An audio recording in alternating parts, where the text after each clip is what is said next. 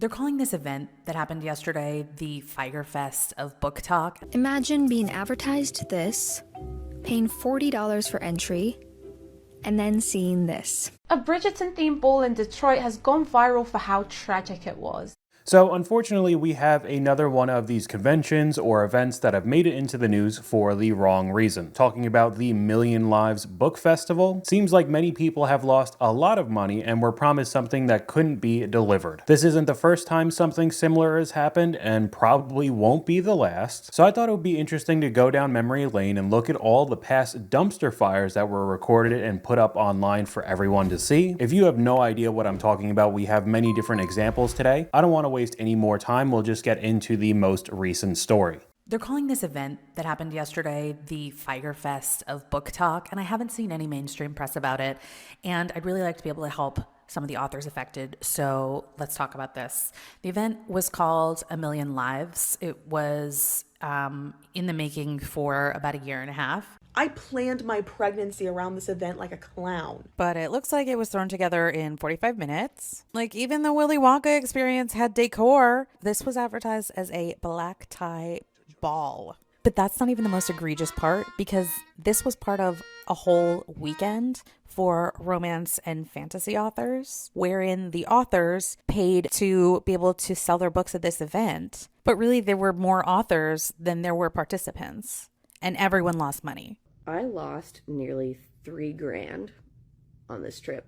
I am now out about $2,000. The person who put this together is also an author. She writes under the name Grace Willows, which makes this way sadder to me. But the company she did this under, Archer Events, she deleted most of their socials. So this being hosted by another author, I think is insane. A good amount of the time when it comes to these types of issues, the person who's running the event is just trying to get a quick cash grab and then bounce. Apparently this taking a year and a half to set up and clearly looked like an empty convention hall with a couple of tables, and hiding all your social media is never a good sign. A lot of the authors being out thousands of dollars, let alone having to travel to this event. We could take a look at the comment section. It's called the Fantasy Ball because you have to fantasize the rest. Can't believe they thought it was okay. Every single person should get a refund. I mean, we're too early into the story to actually see if people are getting their money back, hopefully. This makes the Willy Wonka Experience in Scotland look good because it was decorated. This looks like a cafeteria. So I think that's a pretty good transition into the next one.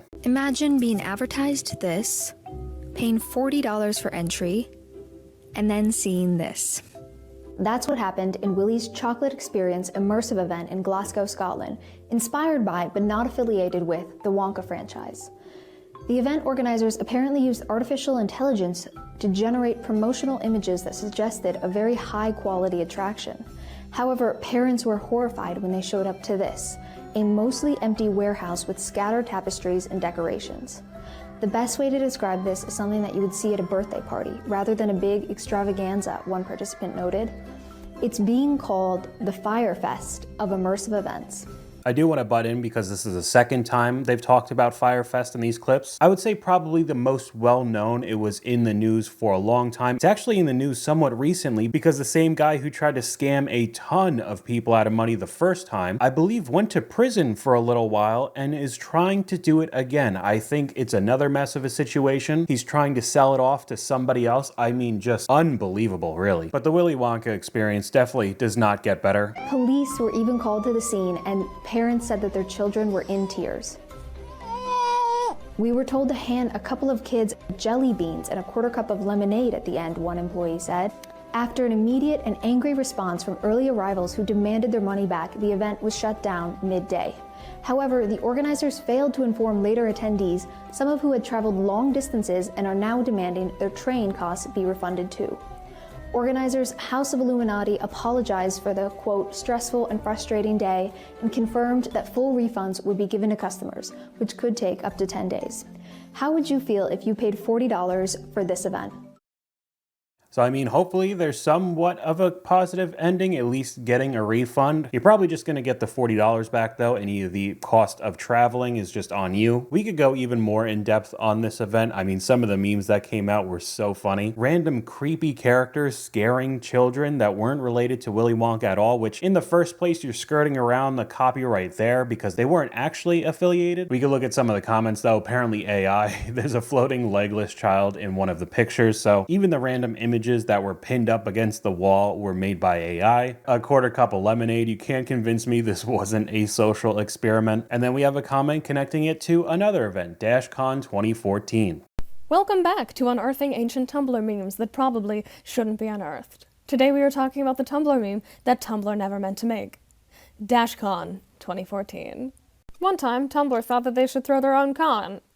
It went exactly as well as you would expect. The organizers for the con only paid 50% for the venue up front. They said they paid the other 50% after they got door sales, and they estimated that between 5,000 to 7,000 people were going to show up to this con. So when like 500 people showed up to the con the first day, the venue demanded all of the money up front. So day one of this underwhelming con, they ushered all the attendees into one room and said if we don't raise $17,000 in the next hour, the con will end.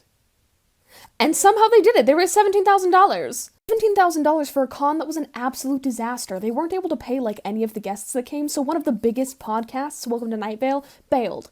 No refunds for the people who came for the canceled panel. They offered 1 extra hour in this ball pit. The ball pit also became a huge meme. There was a little bit more to that $17,000 raised in 1 hour by only 500 people apparently. It looked like the founders actually had the money. They were just trying to extract even more out of the few people that showed up. I mean, what, 10%? Less than 10% of the people that they promised were going to be there actually went. So we go from this event with nobody showing up to the exact opposite. And a comment connecting the next clip, Tanacon, but make it Tumblr. On April 2nd, 2018, YouTuber Tana Mojo announced that she got banned from VidCon.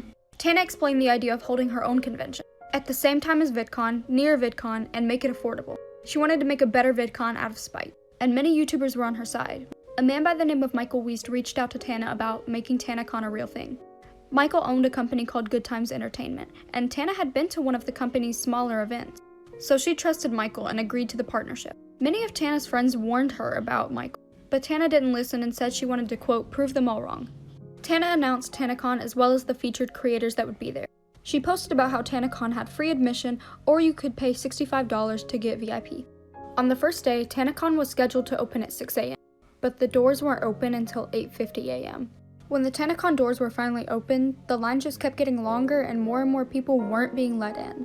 People were getting impatient. So we go from barely anybody showing up and then having to shell out thousands of extra dollars just to keep Dashcon alive for one more day to Tanacon with free admission, and clearly a ton of people are going to show up because of it. I think it's interesting that this entire thing was just made out of spite. She definitely knew in the back of her mind the organizer was some sort of a scammer with all of her friends warning her about it, but she just wanted to stick it in VidCon's face, and because of that, this whole thing turns into an absolute mess. A 14-year-old who had made it inside of Tanacon had to be taken to the hospital because she was knocked down. Thankfully, she only faced minor injuries. People began to throw trash everywhere. The staff gave out some Tanacon merch to calm people down, but people were mad because these were not the gift bags that Tana had promised. The staff talked to people with microphones and megaphones, but the people just kept chanting things such as, "We want refunds," or "We want Tana." The inside of Tanacon wasn't going so great either. The hallways were so flooded that security made it a rule that you could not sit down.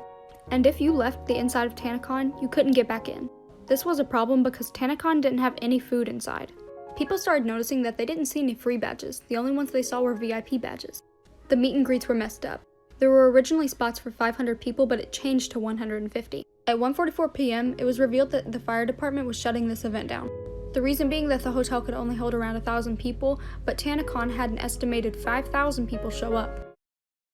I mean, this is a YouTuber, especially at that time. I believe she was more popular than she is now, but still millions of subscribers, and you thought only 1,000 people were going to show up? Whether you like it or not, these big social media influencers are the modern day celebrities. Not even having food in the event, and basically no other option than to just stand around in the hotel, because if you walk out to get food, you're not getting back in. Almost all of these events we're talking about were years apart from each other. It's not like in the 6 month or maybe 1 or 2 2-year time frame, all of these conventions just popped up out of nowhere and they all became a disaster, you could have learned from the previous experience, but no, virtually the same thing happened every time, including this last one. A Bridgerton-themed ball in Detroit has gone viral for how tragic it was. The event, dubbed Glasgow Wonka Experience 2.0, charged guests between $150 and $1,000, promising an evening of sophistication, grace, and historical charm. Guests expected a costume contest with a $2,000 prize, classical music, a theatrical show, and the naming of a Diamond of the Season, like in the Netflix series. Instead, guests said that the Regency-era entertainment turned out to be a lone stripper performing on a pole to the music of a single violinist, and guests ended up just sitting on the floor on their phones. The decor was described as dollar store level, yet guests still had to pay $40 to have their photos taken on thrones that looked like they were ordered off Temu's. Photos of the dinner show an underwhelming dish that reportedly ran out after an hour, and some of it was raw. There was no alcohol served, and instead guests received this bright blue drink. The company behind the event, Uncle and Me LLC, branded itself as family-owned event management before taking down its website after the backlash. Originally, the event was scheduled to take place in August at a different venue, but was postponed when they failed to pay in full. Either way, I'm hoping the stripper becomes as big a star as Sad Oompa Loompa and The Unknown. I like how all of these events are connected in some way because of the horror stories we see online, but like I said before, I would like to think that this wouldn't happen again, especially with the amount of stories online for everybody to see, including getting into the mainstream news, but every couple of years or so something comes up and the exact same thing happens again. I'm actually pretty surprised that somebody hasn't done some sort of a rip-off Pokemon one. I think if Nintendo actually ran the convention it would go pretty well, but in the same way they skirted the copyright with Willy Wonka in Scotland, it seems like it's only a matter of time when some scammer will come along trying to get all the Pokemon fans, and then we'll have another story to talk about, I guess. But that's all I got for you guys today. Let me know what you guys think in the comments down below. YouTube thinks you'll like this video popping up on screen right now, but hopefully you guys enjoyed this video. If you did, please leave a like, and I'll talk to you guys later.